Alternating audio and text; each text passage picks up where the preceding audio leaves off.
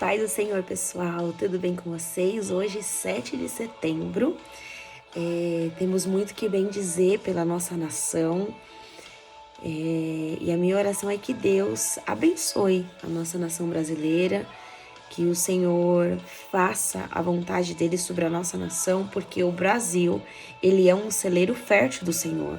O Brasil será celeiro de avivamento em nome de Jesus. Você crê nisso? Hoje, nesse dia 7 de setembro, a palavra que o Senhor ministrou ao meu coração, aquilo que Deus quer falar sobre as nossas vidas e dizer que você é pertencente a Deus. Você não é definido por aquilo que as pessoas dizem, você não é definido pelas circunstâncias, você não é definido pelo teu cenário, você não é definido por aquilo que estão gritando a seu respeito. Você não é definido por palavras de homens. Você não é definido por aquilo que estão dizendo a seu respeito. Você não é definido pelo cenário. Você não é definido por um laudo médico. Você não é definido por um desemprego. Você não é definido pela forma que você se entrega a Deus. Você não é definido por essas coisas. Mas a palavra que o Senhor ministrou ao meu coração se encontra em 2 Samuel, capítulo 6, do versículo 20 ao 23, que vai dizer assim, 2 Samuel 6, versículo 20 ao 23, e diz assim: E voltando Davi para abençoar a sua casa, Mical, filha de Saul, saiu ao encontrar-se com Davi e disse: Quão honrado foi o rei de Israel, descobrindo-se hoje os olhos das servas de seus servos, como sem vergonha se descobre qualquer dos vadios. Disse, porém, Davi a Mical: Perante o Senhor que me escolheu a mim, antes a teu pai e a toda a sua casa, mandando-me que fosse chefe sobre o povo do Senhor, sobre Israel. Perante o Senhor me tenho alegrado, e ainda mais do que isto, me envelhecerei e me humilharei aos meus olhos, e das servas de quem falastes, delas serei honrado. E Mical, filha de Saul, não teve filhos até o dia da sua morte. A palavra do Senhor vai nos dizer que, o subtítulo vai dizer que Davi traz a arca para Jerusalém. A arca do Senhor estava na casa de Obed-edom. Por 3 meses, a Bíblia vai falar que Obed-edom ele foi abençoado pelos 3 meses que a presença estava, porque nós já entendemos que onde a presença do Senhor está, ali o povo é abençoado. Ali há conserto, ali há arrependimento, ali há mudanças de rotas. Aonde a presença do Senhor está, as coisas não ficam mais da mesma forma, porque a presença do Senhor está ali. E Ele é santo, Ele é reto, Ele é justo, Ele é justiça, Ele é juízo, Ele é amor. Então não fica do mesmo jeito. Até tem uma musiquinha infantil que fala que um homenzinho torto, quando conheceu a Bíblia, sua vida endireitou, né? Mais ou menos assim. E Davi, ele se preocupa com a presença de Deus, se preocupa em trazer, em restaurar o povo de Israel, o povo do Senhor, através da arca, através da presença. A presença do Senhor hoje, ela não está em lugares físicos. A presença do Senhor, ela se encontra em mim e em você.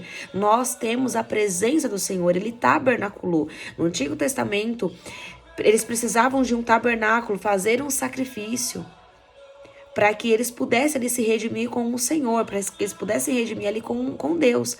No Novo Testamento, hoje não, o Senhor ele tabernaculou em mim e você. Então eu e você somos templos, somos moradia, templos do Espírito Santo, nós somos moradas do Espírito Santo. Então o Senhor ele habita em nós, não é em templos físicos. O que consiste um ministério, uma congregação, porque é chamado de igreja, é porque você faz parte de uma igreja. Eu faço parte de uma igreja, por isso que se denomina igreja. Mas igreja porque somos nós que estamos ali. Se não tiver nenhuma pessoa, aquele lugar onde você congrega não pode ser chamado de igreja, porque igreja se consiste em pessoas. Pessoas e não mais templo físico. Deus não habita mais em templos físicos, e sim em templos como eu e você. Deus habita em templos como eu e você. Ele habita em pessoas. Ele habita em mim e você. Ele deixou um vaso precioso, um ouro precioso em um vaso de barro. E quem é esse vaso de barro? Somos eu e você. E quem que é o ouro precioso? É a presença do Espírito Santo em nós, é a presença de Jesus, é a presença de Deus em nós. E Davi, ele estava preocupado com isso. Davi, ele queria trazer a arca, porque a arca traz restauração, restituição, e Davi, ele traz a arca. Só que quando eles estão trazendo a arca, vai dizer que eles colocam essa arca em carros, né? Eles colocam em carros, sendo que a arca, a presença, era para ser carregada nele, sobre os ombros dos sacerdotes. E eles colocam em carros de bois, e sobre um vale, sobre a eira de Nacon. A Bíblia vai dizer que Uzai, ele vai estender as suas mãos para poder segurar a arca que estava caindo, porque a presença estava, eles colocaram a presença de Deus, eles subestimaram a presença de Deus como qualquer coisa, eles trataram a presença de Deus como qualquer coisa, eles colocaram a presença sobre um carro de bois, e a arca, num lugar plano, estava caindo. A arca ia cair. E os Aiaiô, eles tocam na arca e eles morrem, porque eles tocaram na arca precipitadamente. Eles trataram a presença de Deus de qualquer jeito, eles não se importaram com a presença de Deus. Eles tocaram na arca de qualquer jeito, de qualquer maneira, e não era isso que Deus queria.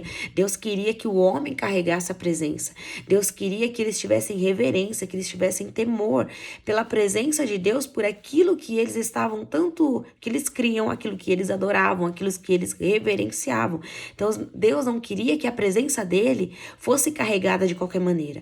Deus não queria que a presença dele fosse barganhada por tão pouca coisa. Não queria que a presença de Deus, não queria que fosse tratada de qualquer maneira. E eles colocam em carros de bois. E quando a arca vai cair, os Aiaiô toca e eles morrem. Eles morrem na frente de todo mundo, para causar ali temor, para que todo mundo ali que estivesse ali vendo aquela situação não fizesse da mesma forma que eles estavam fazendo. Enfim, a história ela vai se discorrer, né? Aí, enfim, a arca fica ali na casa de Obed-Edom ali por 3 meses. Eu antecipei aqui um pouquinho. Fica ali na casa de Obed-Edom por 3 meses. Só que Davi vai falar, não, nós precisamos restaurar a presença. Nós precisamos trazer a presença para nossa nação. Nós precisamos trazer a presença para o nosso povo.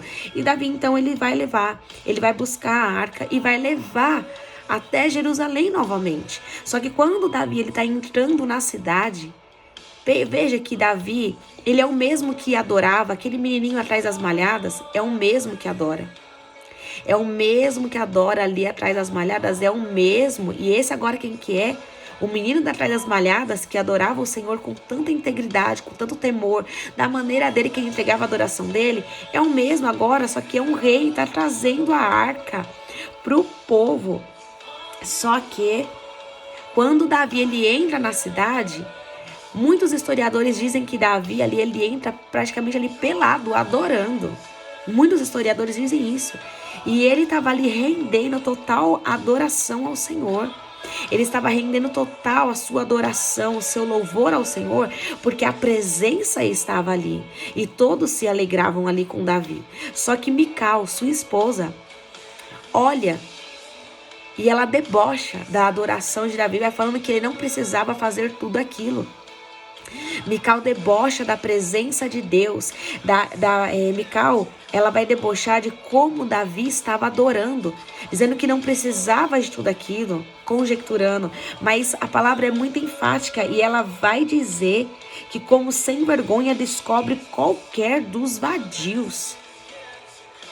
Mical não estava aqui debochando de Davi, por mais ainda que ela estava assim, mas ela estava denegrindo a presença de Deus, e Deus não deixou barato. A Bíblia vai nos dizer no último versículo que Mical, enquanto ela viveu, Deus cerrou a madre de Mical e ela nunca deu filhos, porque ela debochou, ela barganhou, ela zombou do sagrado, ela zombou da adoração de um homem, da felicidade dele que ele estava trazendo.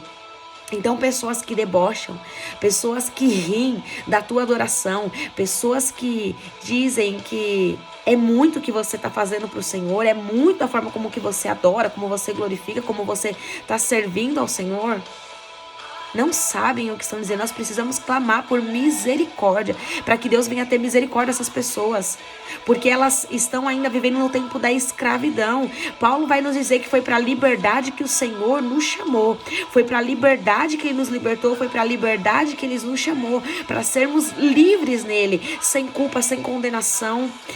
A própria palavra vai dizer que Maldição sem causa não encontra repouso. A Bíblia vai nos é muito clara e muito enfática. Ela debochou de como Davi adorava a Deus. E Deus que vê todas as coisas, Deus que vê tudo, que ouve, que escuta tudo, não deixou barato.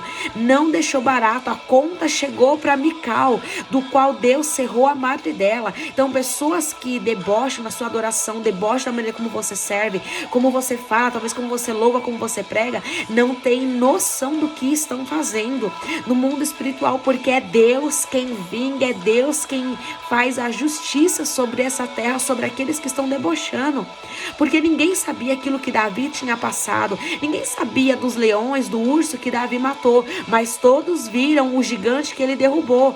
Sabe o que eu quero dizer para você? Deus não rejeita a sua história. Deus não rejeita a sua história daquilo que você tem passado com Ele, então você não pode rejeitar a sua história daquilo que você tem vivido com o Senhor, daquilo que você tem vivido com Ele. Não se cale porque as pessoas estão falando, você não é definido. Mais uma vez eu falo, Davi aqui não estava sendo definido. Davi não era definido pelas lutas, pelas batalhas, talvez por tantas coisas que ele passou. Davi não foi definido pelo pecado dele. Davi, ele era definido por uma palavra. A palavra de Deus, ele era um escolhido de Deus. Davi, ele era escolhido, definido por aquilo que Deus falava a respeito dele. Davi tinha totalmente essa certeza, porque senão Davi nunca mais adoraria ao Senhor. E é isso que eu quero dizer pra você, você não é definido pelas lutas, por aquilo que homens insanos estão falando, por mercenários que estão falando do teu ato de servir, da tua adoração, de como você faz pro Senhor. Você não é definido por eles, você não é definido pelas circunstâncias, você não é definido por uma nota, você não é definido por um laudo médico, você não é definido pelas suas circunstâncias, você não é definido pelas coisas que você tem passado, você não é definido, você não é definida por aquilo que as pessoas estão dizendo, mas você é definido por essa palavra. Você é redimido, você é embaixador, você é embaixadora, você é nação santa, nação eleita, você é um escolhido do Senhor, você é geração santa, você é um atalaia, você é um arauto do Senhor, você é filho. O Senhor não te chama mais de escravo, mas de... O Senhor não te chama mais de escravo. O Senhor não te chama mais como desamparado, mas sim abrigado, escondido, acolhido. Você é filho, você não é mais órfão. Você é filho. Como filho, você tem liberdade para falar com o teu pai. Como filho, você tem liberdade para adorá-lo, para reverenciá-lo, para glorificá-lo. Como filho, você foi legalizado, você é autorizado a viver os planos e as promessas do Senhor. Como filho, você é autorizado para sonhar. Como filho, você é autorizado para glorificar. Como filho, você é autorizado para viver as vontades do Senhor. Como filho, você é autorizado para amá-lo, para reverenciá-lo, para entregar o seu melhor louvor e a sua melhor adoração. Aquela mulher, quando Jesus no poço, a mulher samaritana, ela fala: Senhor, eu não posso adorar mais no templo porque as pessoas não deixam. Senhor, eu não posso adorar no templo porque elas não deixam. Eu não posso ir no monte porque eles não deixam. Senhor, onde eu vou adorar? E aí o Senhor fala: minha filha, o tempo e a hora o tempo já chegou em que agora os verdadeiros adoradores me adorarão em espírito e em verdade. Adore, não se cale, porque as pessoas não querem que você adore, não quer que você glorifique, não quer que você pregue, não quer que você louve.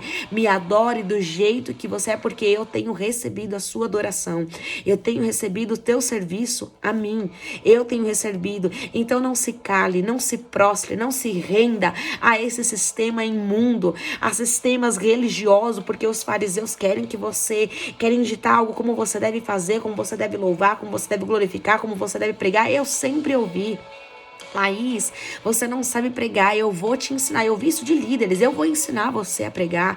Ouvi de muitos líderes: você precisa voltar e pedir perdão da forma como você está adorando. Não, ei, eu quero te dizer isso: o Senhor te libertou. O Senhor te libertou de toda a escravidão, de todas essas palavras malditas, insanas, de mercenários que não sabem o que estão dizendo. O Senhor te libertou, assim como Mical, ela debochou da adoração de Davi, e Deus deu cabo de todos os inimigos que se levantaram contra Davi, porque a adoração de Davi era verdadeira ao Senhor diante de Deus, a adoração de Davi, o serviço de Davi, ainda que ele tenha erros, ainda que ele tenha pecados, porque a Bíblia não imita, a Bíblia não esconde isso, a Bíblia deixa muito claro os pecados de Davi, mas os pecados dele não definiu Davi, as coisas que Davi fez não definiu ele, o que definiu ele foi ele estar na presença de Deus, foi uma palavra que já tinha sobre a cabeça de Davi, e Deus, você vê que Deus tira o reinado de Saul e dá o reinado, escolhe um rei sobre Israel, porque Deus viu sinceridade, Deus viu integridade em Davi, ainda que ele pecou,